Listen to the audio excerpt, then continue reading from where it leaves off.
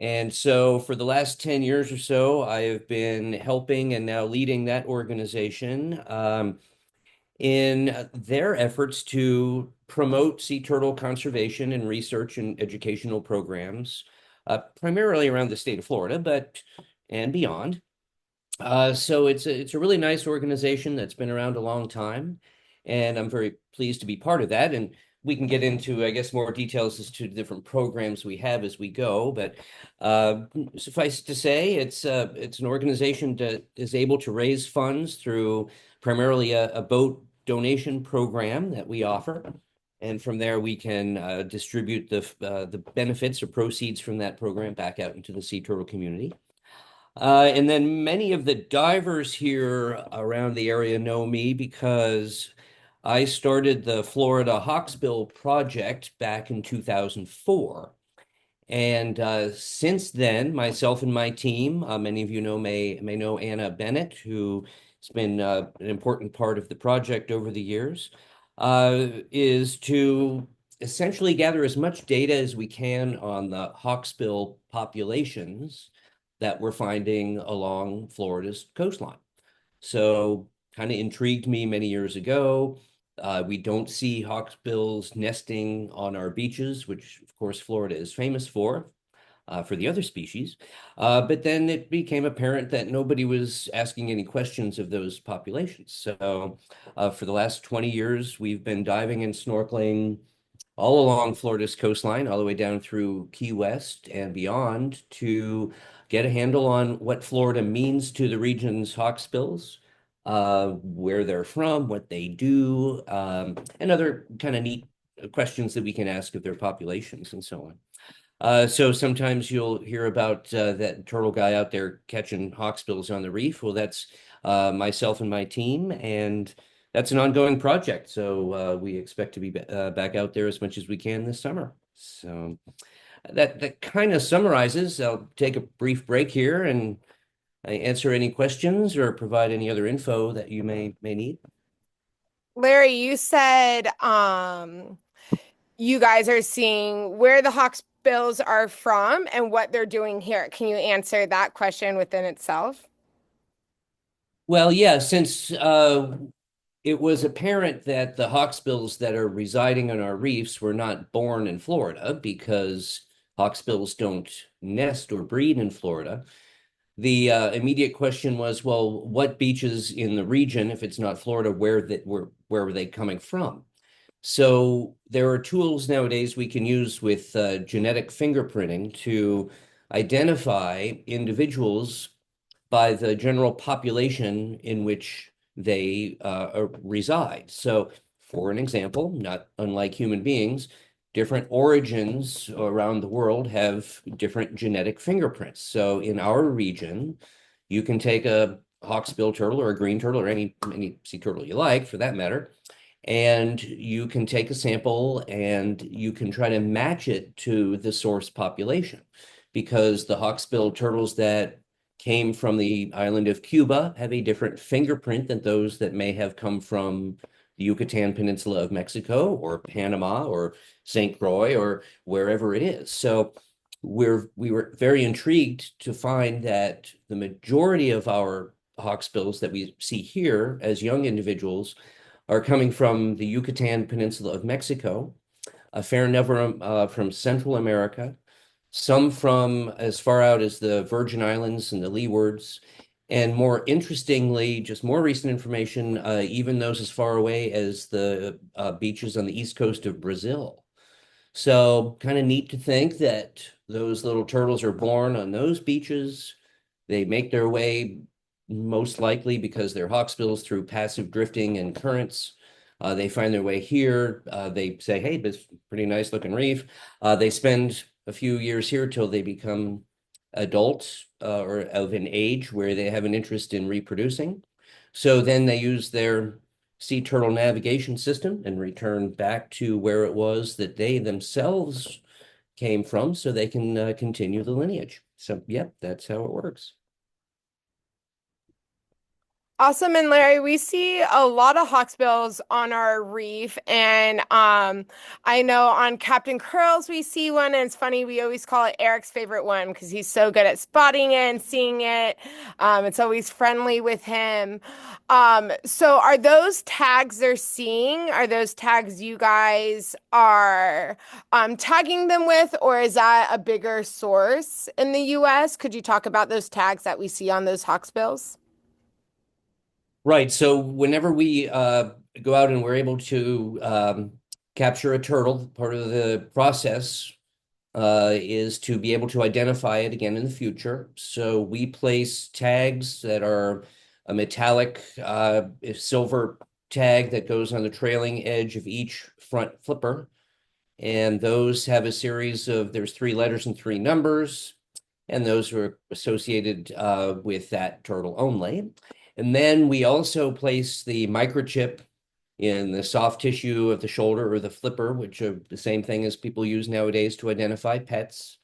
And that is a more permanent identification, but does require that reading, the reader or scanner in order to identify that. So we want to make sure that we know whether or not we've encountered that particular individual before. Now, just because, since we're not the only, but one of very few organizations that's tagging hawksbill turtles in Florida, it would be extremely unlikely, but at the same time, extremely interesting to me, if we were to find hawksbills that have carry tags that were not placed by our team. So that would be wonderful to know. But the only so far that we've had like that were ones that had been in rehabilitation facilities who put their own tags on. So anyhow, yep. Most of them, or if not all of them, should be ones that we've been able to tag in the past. Awesome. And people that are seeing those tags, you would like them to report them to you, right?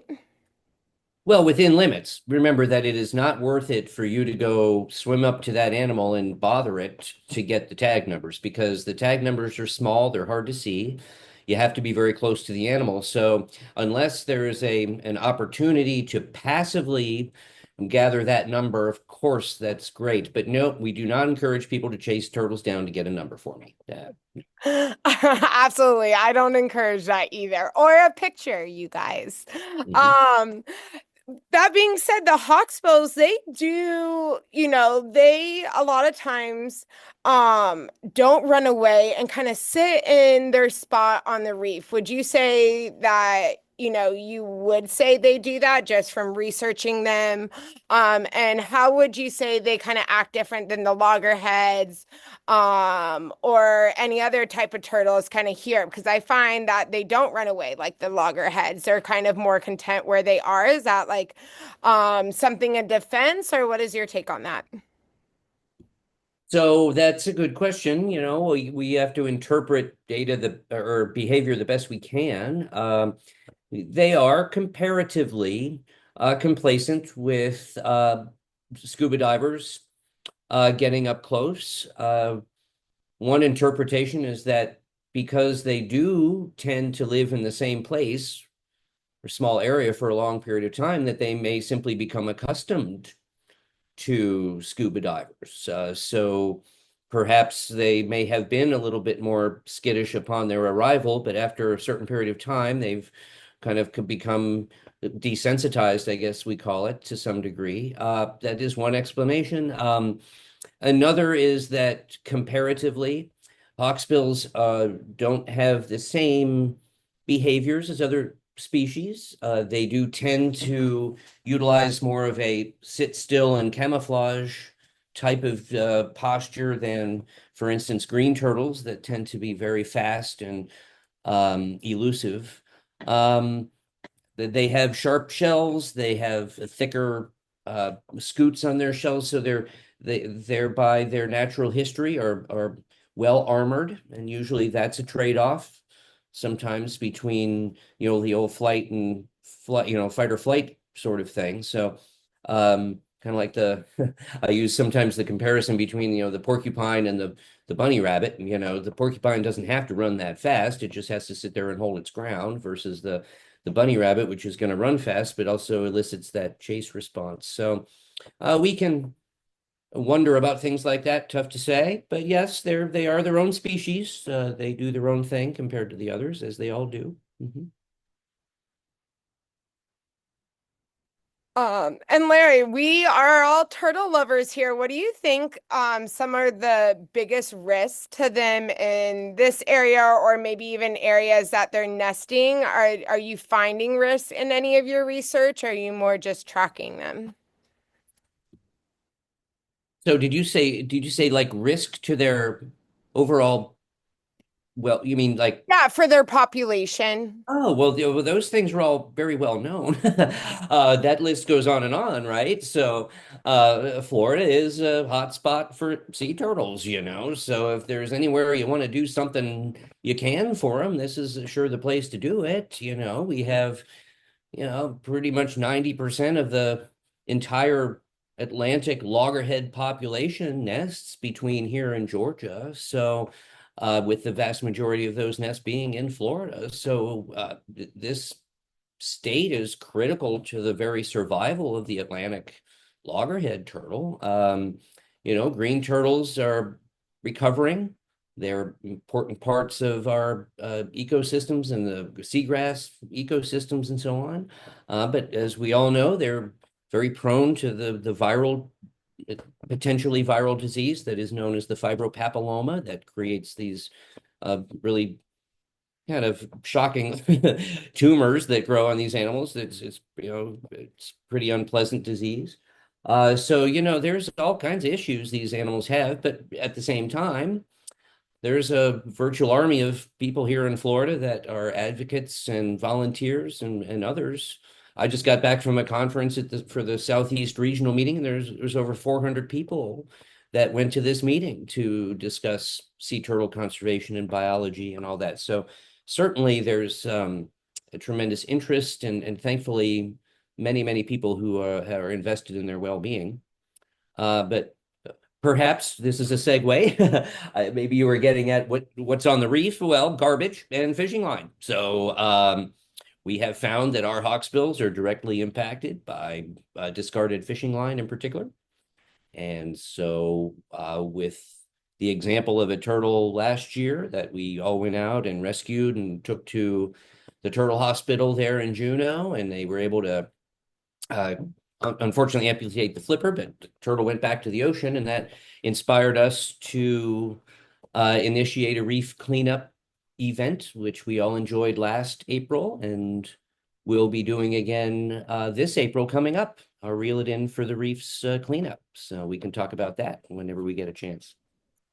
Yeah, I mean, I'm ready to talk about it. So, yeah, guys, last year we found Bella who had fishing lines. Someone reported her off a local boat. We're a small dive community. I'm sure a lot of you know that. And so, with it being wrapped, a lot of boats went out. Narcosis, uh, uh, yeah, Sandy Sunday. So a lot of people went out trying to see if they could find this turtle. Again, we weren't chasing them down. We weren't trying to catch them. But Larry and then with their right licenses, were able to get a hold of the turtle and bring it to the turtle hospital. So it was definitely an inspirational time for something that Larry and his team have wanted to be doing, and kind of bring awareness to the amount of fishing line and debris on the reef, especially before the turtles come in and nest. So, right, those turtles are coming in when, Larry, you would say May, they start to really come in. Indeed, yep, the first leatherback has already nested, but the loggerheads start showing up in May. Yeah, so doing reeled in April was the goal to start getting some of this fishing line off the reefs before they start moving in because they were getting caught. And we have not only seen this one time with Bella, but many times of turtles caught in fishing line on the reef. I think last year reeled in brought in 700 pounds debris, majority of it being fishing line. So it was an amazing effort, and they're going to extend it this year from from Jupiter down to Miami. So that is going to be amazing to see so many boats come together this year up and down the coast. So I can only imagine what kind of extending it will do this year for our reefs and bringing awareness of that. Larry, you want to Right. say anything else about Reelden, or did I just take it away? Yeah, no, that's great. We now have commitments from boats ranging from Stewart all the way through Miami. If we haven't got it, we're approaching 20 different boats.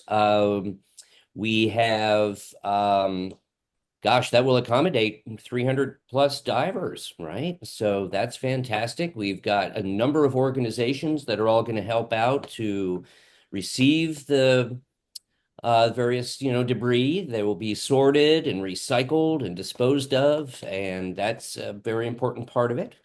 We set up a website, www.reelitinforthereefs.org. That's a great place for you to go check out all the information. We are actively seeking sponsors and divers and helpers and whatever we can find. So, as I mentioned her name before, Anna Bennett is our primary organizer, and we're looking forward to this April being really a record-breaking event. South Florida really hasn't seen this kind of coordinated reef cleanup ever before, so we're kind of excited about that. Yeah, we're really excited. And guys, both of our boats will be participating this year. So in West Palm and Jupiter. And our bookings aren't open for that day yet. Again, it's April 25th if you want to mark your calendars. If you're hoping to come out with us, you can always send me an email right now at mimi@thescubaclub.com and I'll put you on our list. And it's kind of depending on where we go. But, if we're going to go to the Rex, we kind of, ask for more advanced people, but I will get you guys all that information here soon. And then if our spots fill up, we will definitely direct you to the rest of the community that's participating. And again, their website will do that as well. But you can always message me, and I'm happy to get you connected with who you need to get connected to get on the boat that day. What's awesome about that day too is the sponsorships of the boat allow the boats to offer their spots for free, or at least majority of them. We did that last year. I think majority are doing it this year. So how Save the Sea Turtle Foundation has supported that has been awesome, and the impact they're making is really awesome. So thank you for that, Larry. Oh, Um, you're very welcome. Yeah, yeah. and guys, as we got off a little bit on Reel the Reef, I want to definitely ask if you guys have any questions. I know I was speaking for a lot of people that ask questions on our boats and throughout the week, but definitely you can type it in the chat or speak up. I'm sure Larry would be happy to answer any questions. And then just in case, we give them a little time in case they do have some questions. Larry, do you have anything else to touch on about findings in your research this year? If there's any patterns or anything different and exciting that might be from last year? Well, the sciencey stuff is one step at a time kind of thing. So, I would say that we were able to summarize the work we've done in the Monroe County reefs down in the Keys for the last 10 years. And we did get some new information on the growth rate of our smaller individuals down there, which does adjust that time that we suspect they're staying in Florida waters before they, return back to their, native homes. So we're reducing that down closer more to the 11 to 15 year range. So we've been able to do that. We're taking a closer look at the genetic makeup, like I was talking about. So we'll have a much better breakdown of how our Florida hawksbills are mixing from representatives of individuals from around the region. And then we'll also get our results on a gender ratio or sex ratio study where we look at their blood to determine our best guess as to their male or female ratios, which is important in the long run for, reproductive success. So we do have interesting things. And then just the fact that there's always new little turtles coming into our area, and the more we can counter and more we can get tags on, the more chances we have of learning more about them down the road. We did, it's a little old news now. A couple of years ago, we got information from Mexico that one of the turtles that we tagged here in 2005 was there on a beach laying eggs on Holbox Island off of the Yucatan. So it's kind of neat to have those kinds of information come in. So yeah, there's always something. Yeah, and you said new little turtles coming in. So this is maybe just a fun little tidbit. But yesterday on the reef, or not yesterday, this last week on the reef, kind of diving every day, we see a lot of loggerheads and it's easy to identify them. But there was a turtle that looked different than all the rest. It looked like it had a loggerhead head and a hawksbill shell. So my question, Larry, is are you seeing any hybrid turtles here? And are you seeing those two mixed? Because something was definitely different, although it had a loggerhead head. So that's kind of a personal question based off what I saw last week. And we have a very grainy video, very grainy. So I might have to send it to you as well. Yeah, the hybridization is not unusual. We do get mixes of different species. As an example, because I happen to study hawksbills, whenever there's a suspect hawksbill nest in Florida, maybe by the time of year or the size of the nest or various other characteristics that somebody may have suspected, and I always ask to get the little tissues from the hatchlings, and so far, virtually all of them have been loggerhead hawksbill mixes with the female hawksbill and the male loggerhead. I'm sorry, other way around for these little guys, the female loggerhead and the male hawksbill. So that's it is what it is. Some of them look like hybrids, some of them may not. Those hybrids may have been multiple generations in the past, but they are reproductively viable, which is interesting for those biologists out there. So the species of sea turtles are genetically close enough that they can have reproductively viable offspring. So, yes, it certainly does happen. So you may catch a glimpse of one now and then.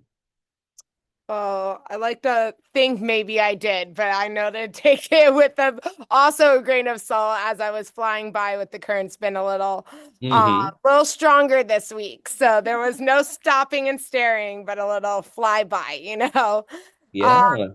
guys, so at this time, I'll ask one more time if anyone has questions they want to ask Larry. Larry, Jeff Trotta, Hi, Jeff. uh, could you give us a little information on the adult hawksbills in our area? Excuse me, we see them only occasionally. Is that normal for Florida? Well, if they're here, it's normal. So the question is where they're coming from and where they're going to. So one of my next questions of the population is that I've got one transmitter ready to go, and I've got another one on the way. I did place in the last couple of years a couple of transmitters on large females. One of them, unfortunately, the transmitter only lasted about a week's time, so I didn't get any information out of that one. The other one swam down to Cuban waters and stopped transmitting, and then started transmitting again from I hate to say it, from a garbage heap at a intake canal at a power plant. So that turtle probably met its demise in Cuba. And then I would love to get some transmitters next on the adult males.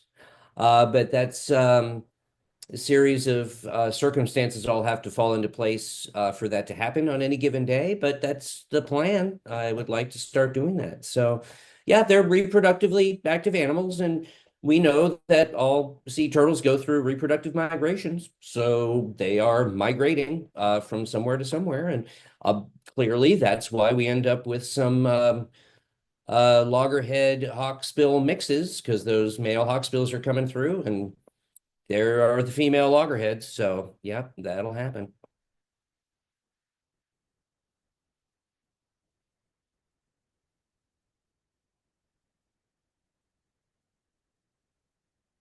If you're speaking, Jeff, you're on mute.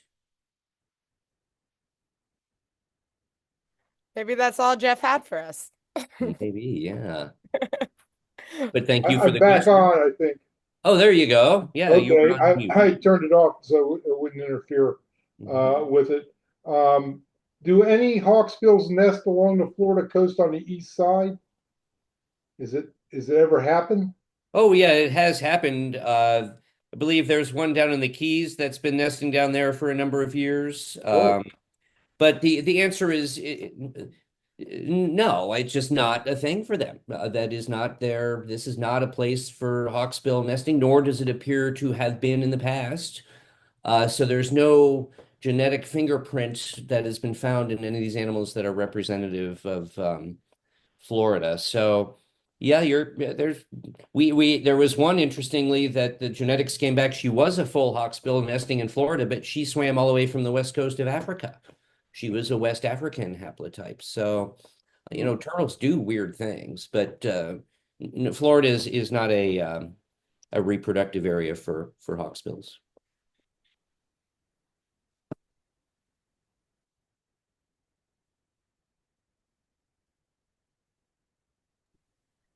Awesome. Does anyone else have a question before Larry wraps up here?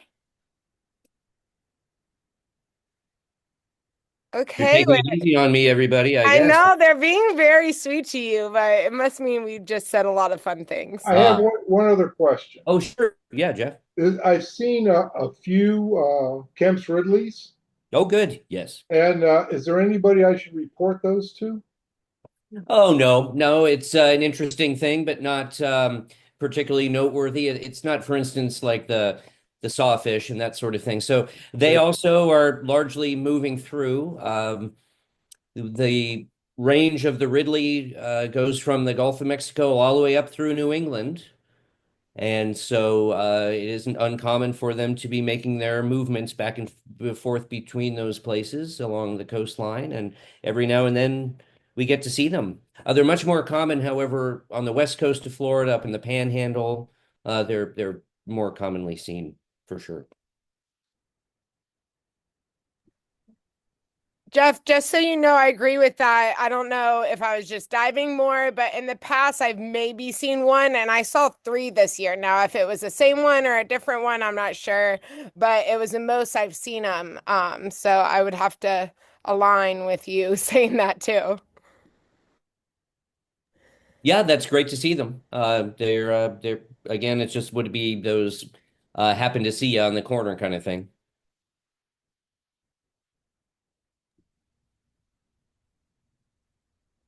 Awesome. Well, Larry, you got anything else for us before we wrap up? No, not at all. But of course, I always pitch our programs. The National Save the Sea Turtle Foundation is a worthwhile organization. The non-governmental organizations are going to have to take up some of the slack, as we, try to keep protecting these turtles and other marine life. So we invite you to check out our programs. And of course, the Reel It In for the Reefs is a big thing this spring. So we obviously invite people to help out in any way they can. Awesome, Larry. Well, thank you so much. We always appreciate your info and your knowledge. And thank you guys for everyone for joining us. And you guys can always reach out to Larry at Save the Sea Turtle Foundation. But if you're looking to get connected, you can always message me too, Mimi at thescubaclub.com. Let me know you love them turtles.